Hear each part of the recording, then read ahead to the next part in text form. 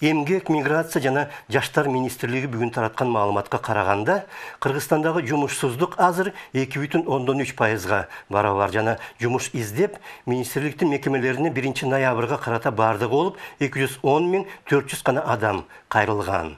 Өлкөдө азыр 5.853.000 адам бар. Алардын 2.497.000 жумушка жөндөмдүү. Мындай көрсөткүчтөрдү пайдалансак, Кыргызстанды чындай эле бейиштин төрү деп эсептесе болот. Анткени Испаниядагы жумушсуздук мисалы үчүн азыр 24%га жеткен. Португалияда 13,6%. Евро шериктештик боюнча орто көрсөткүч 11,5%. Абалы эң жакшы делген Жапониядагы жумушсуздук 3,6%. Орусияда 5,6%. Америкада болсо 5,9%. Бирөө дагы Кыргызстан деңгээлине караандабайт.